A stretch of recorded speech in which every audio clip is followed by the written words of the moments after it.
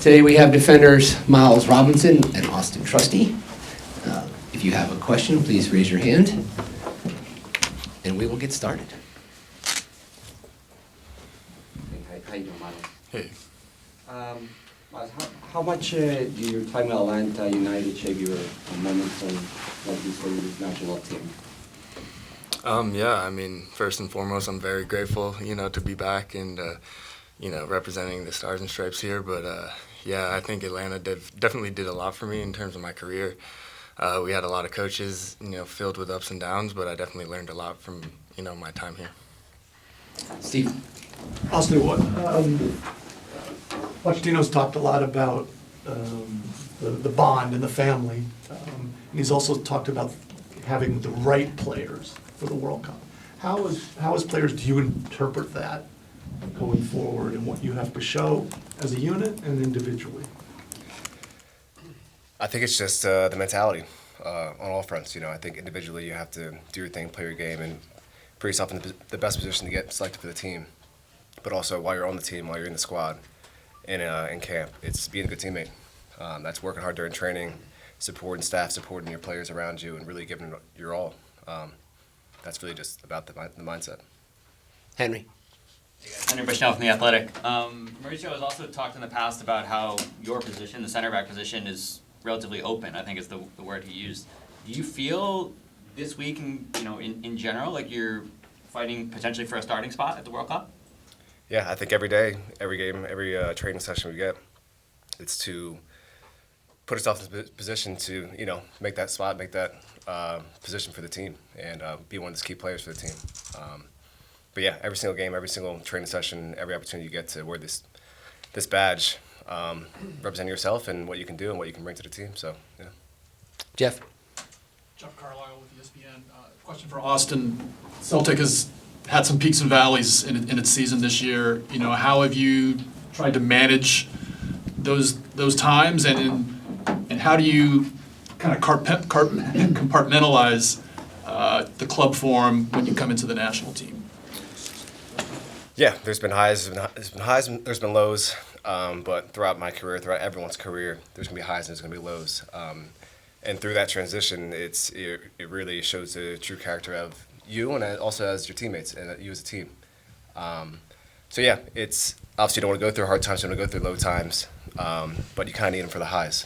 So it just provides more backing for yourself. So when it comes to an environment like this, to the national team with full guys I've known for my entire life, and the honor and the representation of the badge, you kind of put that all to the side and focus on your country. Ryan. Another one for Auston. Obviously, after the Uruguay game, a lot of players have said that they wish they could have played again the next week.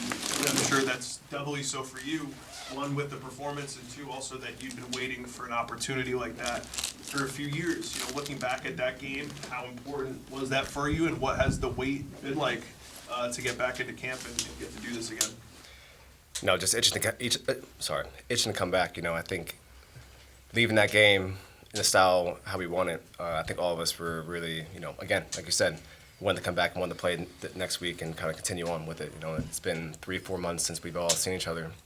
It has some time, but hopefully we bring that energy back and bring that momentum back to, leaving that game. Jonathan. Tannelos from Philadelphia. Miles, this one's for you. When we talk about forwards and attacking midfielders who are competing to make the World Cup squad, you measure goals and assists and stuff like that get big headlines. For center backs, when they're competing to make this squad, especially this squad with the starting lineup not fully settled yet, what do you think a center back does to show himself to a national team manager in that competition?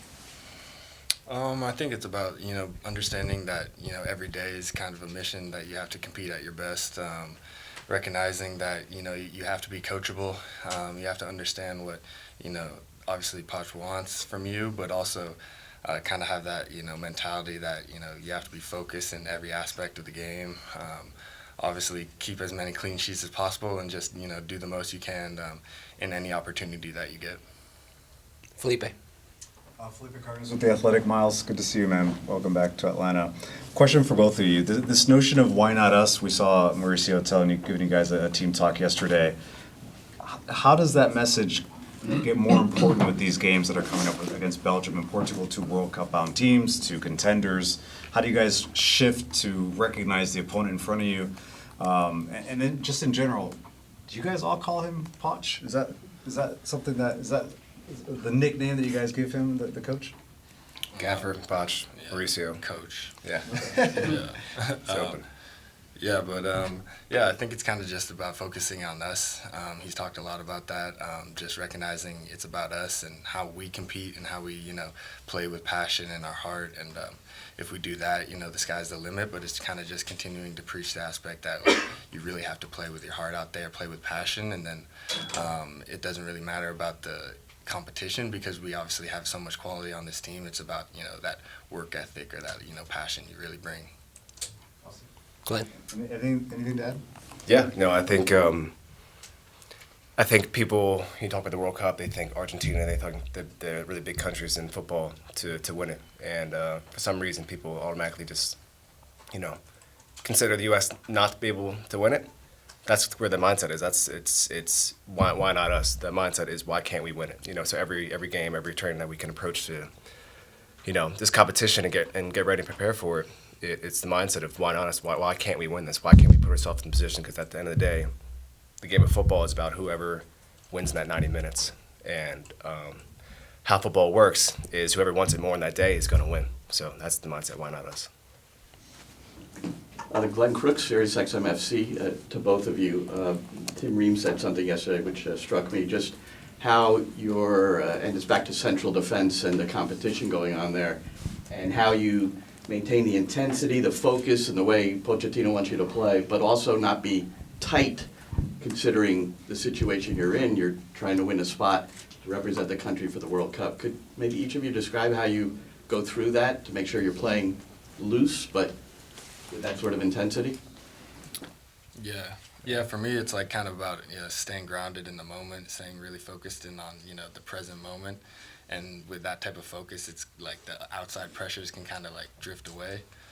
But it's also about, I think, the coach definitely, he provides like confidence to the group initially just to be ourselves when we're on the field. And he gives us all these ideas and ways he'd like to see us play. But at the end of the day, he recognizes it's us on the field. So he gives us a lot of like confidence to be ourselves as well, which can help.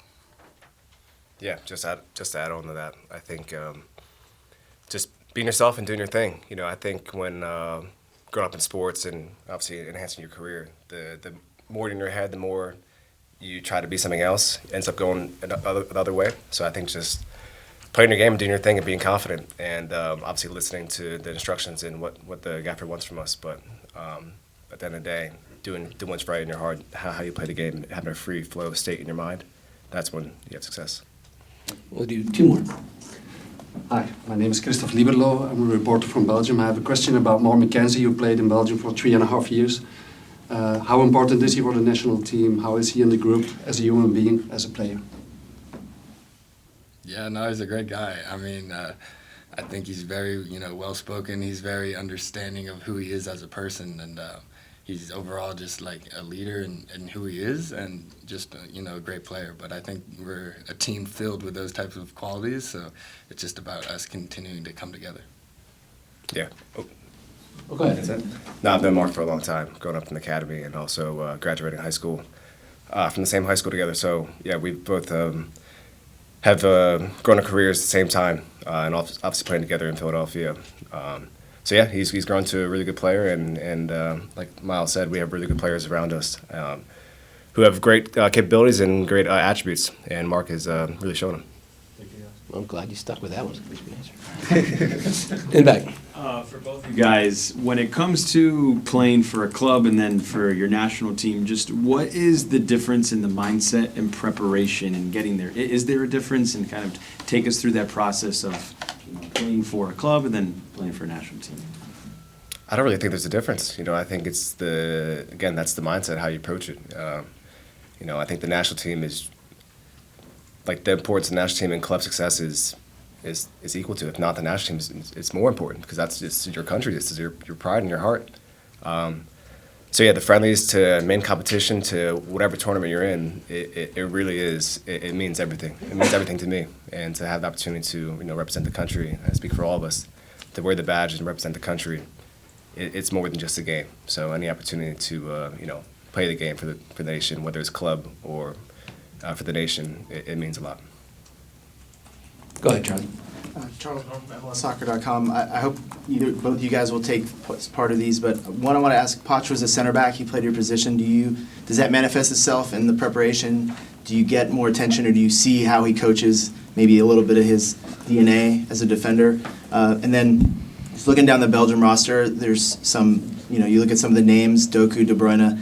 Have you played against players like this before? Are there any names or particular talents that you're looking at, that you circled, maybe that you look forward to test yourself against or compete against? Yeah, I mean, Poch being a center back, it's definitely good. He works with us a lot. He works with the center backs, the back line a lot. Just movements that he looks in us or tries to create in us, and just ways to view the game, and continue to work with the center backs and how we can work as a unit in that back line. So he definitely works a lot with us. And yeah, definitely looking forward to play with, against some big names or some high quality players. So should be good.